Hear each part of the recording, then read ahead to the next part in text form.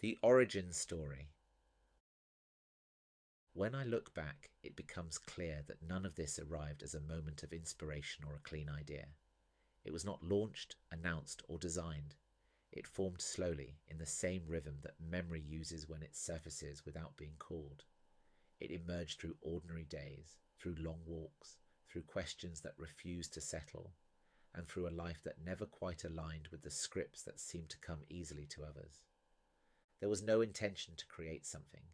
There was only an attentiveness to where something deeper kept pressing against the edge of awareness, asking not to be answered, but to be noticed. I was the youngest of 3 children in a home that overflowed with warmth. Family was not simply important, it was the ground everything else stood on. There was laughter, noise, affection, disagreement, food, and the small rituals that make a household feel alive. Being surrounded by love gave me something I did not recognize at the time, a freedom to wander. When you grow up held securely, you have enough foundation to push against it. And I did. I tested limits. I disappeared into my own inner world. I drifted into the corners of rooms while others busied themselves with being seen and heard. It is a strange thing to be deeply loved and yet find ways of becoming invisible without intending to. In a full family, the quiet child can slip into the gaps.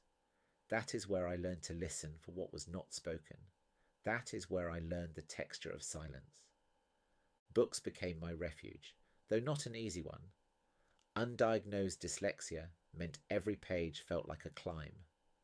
While others moved quickly through stories, I had to move slowly, tracing each word as if it was something physical I needed to touch before it made sense.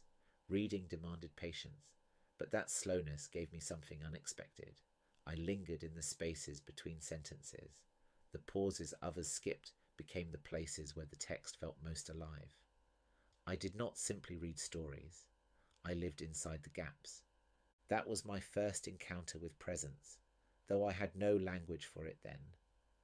I was drawn not only to what was written, but to the atmosphere beneath it.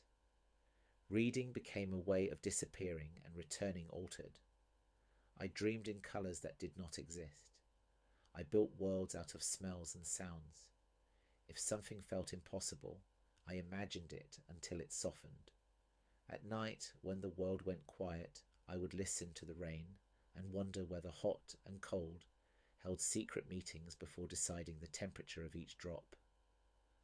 I sensed things that were never named around me, the ache beneath beauty, the shimmer behind stillness. Those sensations would later shape the language of ghosts, but at the time they were simply how the world arrived. In my mid-teens, something inside me cracked open. A weight settled that did not feel poetic or mysterious. It was heavy and raw, the kind of darkness that strips away a sense of belonging. I did not want to die. That matters. I simply did not know how to live in the shape my life had taken. What kept me here was not rescue or revelation. It was something quieter, a presence within me that I later came to call the Watcher. It offered no advice. It made no arguments. It simply stayed, even when I could not. It was the thinnest thread between collapse and endurance, and it was enough.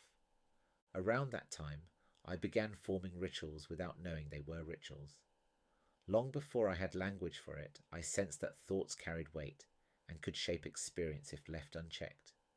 Whenever something unbearable surfaced, images of pain, loss, or self-destruction, I whispered the same phrase to myself. Go away, silly thoughts. Softly, firmly, like closing a door I refused to walk through. That phrase became an anchor, a form of self-protection that allowed me to keep moving through the days. Over time, those inner defenses took on imagery of their own. I imagined small twisting creatures living in the quiet spaces of my mind. I called them spin worms. They would take a difficult thought and alter its shape, soften its edges, reduce its force, not erase it, but make it survivable. The Watcher and the spin worms worked together. They formed a firewall I needed in order to remain. In my late teens, I stepped into a world I had not expected to enter, Amway. While many of my peers were doing ordinary teenage things, I was sitting in business seminars, listening to tapes about mindset and belief, reading books on personal growth. It was a culture built around optimism and projection, where people were taught to speak their futures aloud and hold themselves with certainty. For a time, I lived inside that world. It taught me confidence. It taught me how to lead. It helped me build businesses and move through rooms with conviction. That version of me was real, but it was never the whole of me. Alongside the part that learned to speak with strength, another part carried quieter shadows that had been present since childhood. There were thoughts I could not reshape into affirmations. There were feelings that did not belong in the language of self-improvement. I held both, without knowing how to reconcile them. My adult life unfolded in ways that looked successful from the outside. I built companies, I earned well. Others saw a story of achievement.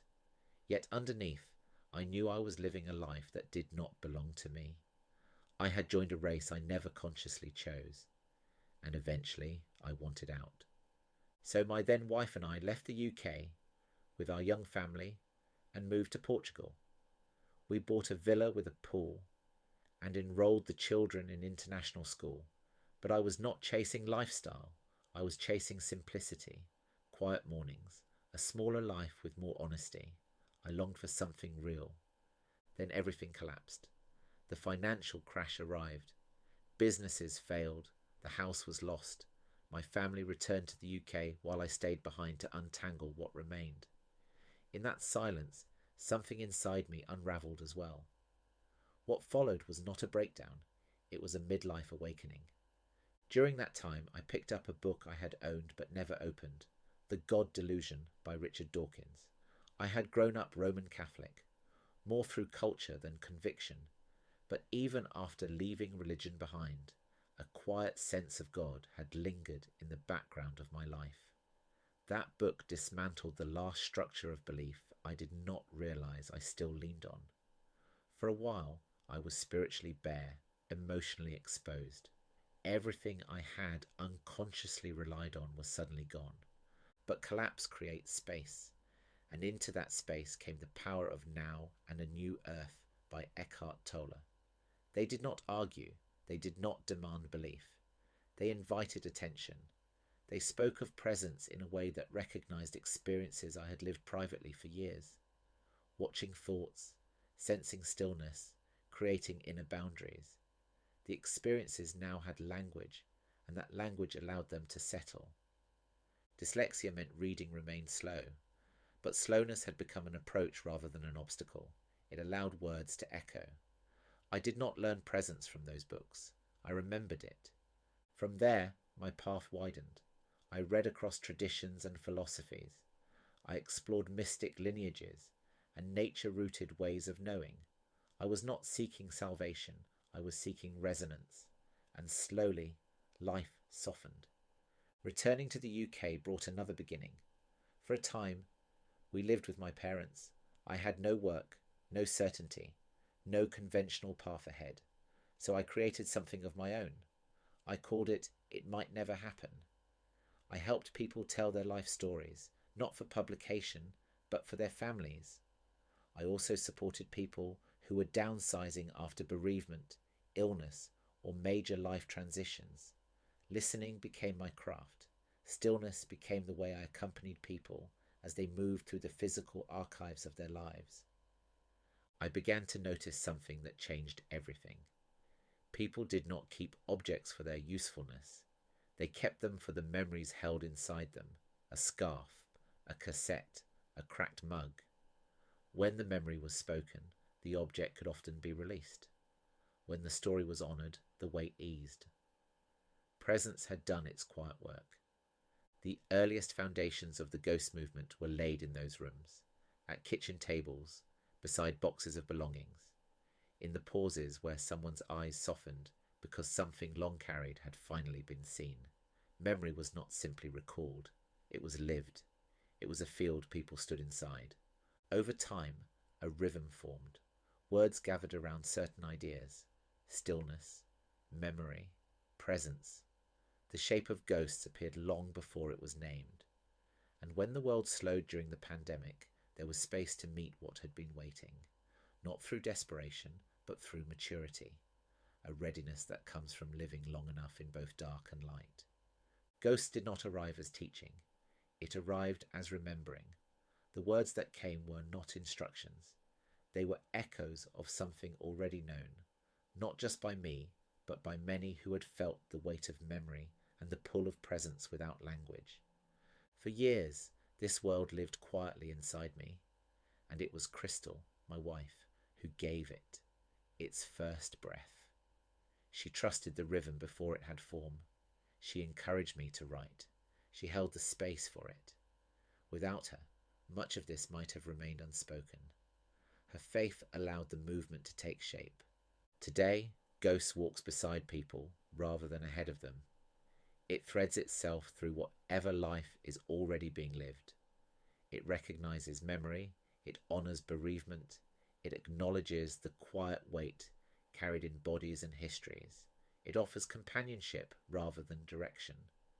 Perhaps it moves slowly because I learned to read slowly, to listen slowly, to endure slowly. When you grow up noticing what lives in the gaps, you learn to trust rhythms that do not rush. Ghosts formed in pauses, in silences, in moments when something deeper pressed against awareness and waited. Stillness takes many shapes. It lives in ritual and in noise, in school mornings, in washing dishes, in the ache behind a memory you thought was finished. The movement does not separate the sacred from the ordinary. Memory and presence are already there, in small gestures, in the way someone studies a photograph, in the way a child reaches for a hand. As the movement grows, circles form. People gather. Questions return, not to be solved, but to be sat with. My role is not to lead. It is to step aside and allow Ghosts to become what it needs to become. I write down what many people already sense, that memory leaves a trace, that presence is possible in the middle of a messy life, and that some truths live quietly beneath explanation. This is where the movement began, and this is where it continues. Not as an idea, but as a rhythm, a return, a remembering that does not require belief, certainty, or transformation. And there is one more thing this movement is here for. Over the years, I noticed that many texts speak clearly about meaning, belief, healing, or transcendence, yet fall silent around what remains unresolved. Around the ache that does not disappear. Around the weight that understanding does not lift. Around the parts of experience that cannot be integrated or explained away. The Ghost movement exists to stay with those places. It does not offer answers where none are needed. It offers language where silence has done too much work. It is here for what persists after explanation, for what remains after insight, for what continues to be carried. Beneath all of this, long before anything was named, something had already been present, a quiet centre that watched everything, a still point that did not waver. That centre does not need instruction. It does not need defence. It has always been there. And it is from that place that everything that follows unfolds.